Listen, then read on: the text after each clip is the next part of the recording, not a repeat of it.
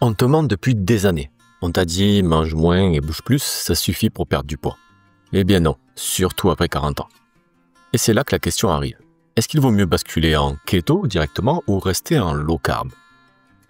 Salut à toi et bienvenue dans le podcast Keto Autrement. Ici on parle de keto, de jeûne intermittent, de liberté alimentaire et de transformation durable. Surtout si tu es une femme de plus de 40 ans qui en a marre des régimes à la con. Je suis François Bellé, j'enseigne aux femmes à perdre du poids grâce à l'alimentation cétogène et au jeûne intermittent. Je les aide aussi à en finir avec les envies de nourriture émotionnelle. Chaque mercredi, je te partage des conseils concrets, des idées simples, parfois des coups de gueule, et surtout beaucoup de motivation pour que tu reprennes du pouvoir sur ton corps, ton énergie et ta vie. Installe-toi bien, on démarre. Aujourd'hui, on plonge dans un sujet brûlant, keto ou low carb. Ok, à quelle approche choisir quand tu vas passer la quarantaine? Quand tu veux perdre du poids, quand tu veux retrouver ton énergie, mais aussi profiter de la vie. Je vais t'expliquer la vraie différence entre ces deux approches avec des études, avec des témoignages de femmes aussi comme toi, et aussi avec des exercices pratiques pour que tu puisses tester tout ça par toi-même. Mais avant de commencer, je t'invite à laisser 5 étoiles à ce podcast sur Apple Podcast et à me laisser un petit commentaire pour me dire ce que tu en penses. C'est quelque chose, moi, qui me booste énormément. Donc, je t'invite à le faire dès maintenant et je t'invite aussi à me suivre pour être averti dès que tous les jeudis, tout simplement, tous les mercredis, dès que je sors un nouveau podcast.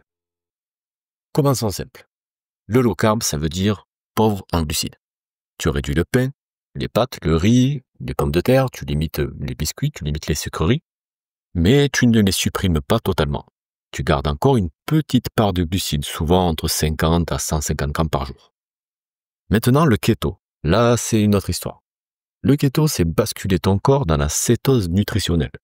Tu descends sous 20 à 30 grammes de glucides nets par jour, et là, ton corps se met à produire des cétones. Et ces cétones deviennent ton carburant principal. En clair, tu tournes à la graisse et pas au sucre. Et là, ça change tout. Le problème, le défi que tu peux avoir, c'est qu'après 40 ans, le corps ne réagit plus pareil. Et la science le montre. Il y a une étude qui a été publiée dans le Journal of Clinical Endocrinology and Metabolism en 2001 qui explique que la sensibilité à l'insuline baisse avec l'âge, surtout chez les femmes après la ménopause. Qu'est-ce que ça signifie pour toi? Que ton corps gère de moins en moins bien le sucre. Résultat, tu stockes plus vite, tu as plus de fringales et les régimes classiques manger moins, bouger plus deviennent inefficaces. Et c'est là que le dilemme apparaît si tu t'intéresses en fait au keto, au low carb, etc. Low carb ou keto, qu'est-ce que je dois choisir qui me convient à moi? Explorons tout d'abord le low carb, si tu veux bien. Avantage du low carb, c'est plus flexible que le keto. Tu peux manger une pomme, une carotte, un carré de chocolat noir qui n'est pas à 80%, qui est peut-être un peu plus bas. C'est socialement un peu plus simple aussi. Au resto, tu retires les frites, tu gardes la viande et les légumes. Moins de risque de craquage brutal et c'est une super, on va dire, première étape. D'ailleurs, il y a une méta-analyse plutôt qui a été publiée en 2019 dans Obesity Reviews qui montre que les régimes low carb, donc on est inférieur à 130 grammes environ de glucides par jour, améliorent la glycémie et la perte de poids à court terme.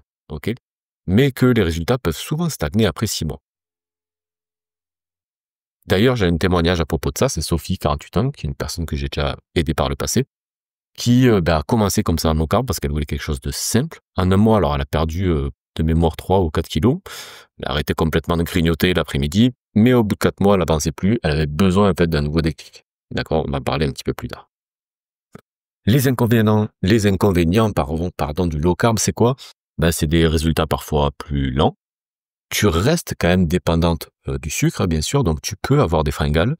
Et ça ne règle pas toujours tout le côté insulino-résistance, notamment si tu as du diabète type 2 ou du prédiabète, où là, ça va pas du tout t'aider. Explorons maintenant le keto, donc l'alimentation cétogène. Les avantages du keto, c'est une perte de poids plus rapide et plus nette.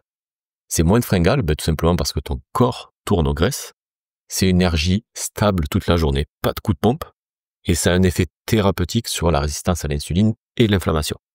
Alors, il y a une étude qui a été publiée en 2018 dans Nutrition et Métabolisme qui a montré que des femmes ménopausées obèses, mises vraiment à un régime vraiment keto strict, ont perdu en moyenne 12 kilos en 6 mois, tout en améliorant leurs marqueurs d'insuline et de cholestérol. Ça a été le cas d'ailleurs d'Isabelle, personne aussi que j'ai pu accompagner, qui a une 50aine d'années, qui avait peur que ça soit en fait simplement trop dur de s'y mettre, hein, mais au bout de 2 semaines, en fait, elle a découvert que magiquement, elle n'avait plus faire entre les repas. Et elle qui pensait ne pas pouvoir vivre sans pain, en fait, elle a simplement redécouvert le goût des vrais aliments. Résultat, ça a été 8 kilos de moins en 3 mois, une meilleure sensibilité à l'insuline et un cholestérol qui baisse. Par contre, il y a des petits inconvénients, bien sûr, à l'alimentation cétogène. Elle est un peu plus restrictive, tu dois vraiment surveiller tes glucides. Des débuts peuvent être un petit peu difficiles avec de la fatigue ou des maux de tête, hein, c'est la fameuse grippe cétogène. Socialement, il faut s'adapter un petit peu plus qu'avec du low carb. Et bien sûr, il y a le piège d'aller taper trop fort dans du fromage, trop fort dans la charcuterie si tu fais n'importe quoi. Ça, c'est des petites choses comme ça. Juste avant de passer aux exercices pratiques, je t'invite à me suivre, si tu aimes vraiment me suivre dans ton appli Apple Podcast pour recevoir les prochains épisodes directement. Comme ça, tu n'auras rates rien. Allez, voyons deux exercices, je t'ai prévu 2 exercices pratiques parce que je veux que tu passes à l'action, quoi. Donc, voici 2 exercices simples pour toi. Exercice 1, ton carnet low carb. Donc, ce que je voudrais, c'est que pendant 7 jours, tu notes tout ce que tu manges. OK? Calcule approximativement les glucides. Donc, il y a plein d'applis gratuites pour faire ça sur Internet. Si tu es autour de 100 grammes de glucides et que tu perds un peu de poids, OK, tu peux rester en low carb. Si tu vois que tu stagnes, envisage peut-être le keto, ça peut être vraiment une idée. Ça, c'était le premier exercice, je t'invite à le faire des 2. Exercice numéro 2, c'est ton test énergie. Donc, ce que je voudrais, c'est qu'en les 3 prochains jours, après chaque repas, tu notes ton énergie sur 10. Est-ce que tu as souvent des coups de barre? D'accord? C'est peut-être que ton corps est encore trop dépendant au sucre. Est-ce que ça reste stable? C'est peut-être que tu t'approches de la cétose. D'accord?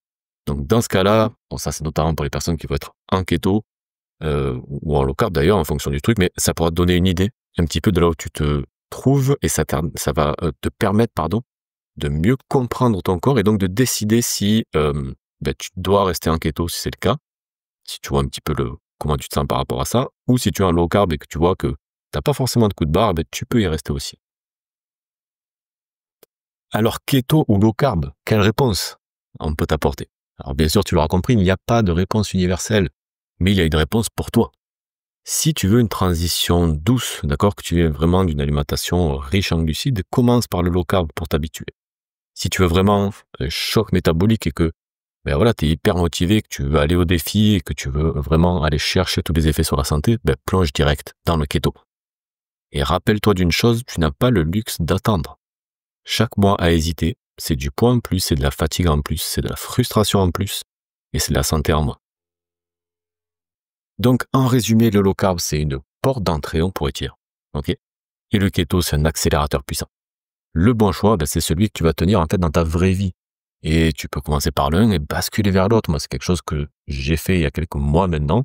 J'ai basculé du keto vers le low carb parce que j'avais atteint tous mes objectifs en termes de perte de poids, en termes de santé. Je suis donc passé sur une version un petit peu plus souple qui me convient bien. Ça m'empêche pas aussi de temps en temps de redescendre vers du keto quand je sens que j'en ai besoin, tout simplement. Voilà pour moi pour aujourd'hui. Abonne-toi au podcast, comme ça tu n'auras pas le prochain épisode et n'oublie pas de me mettre un petit commentaire et 5 étoiles sur Apple Podcast. Ça me fait toujours plaisir, ça me motive énormément à vous sortir de nouveaux épisodes.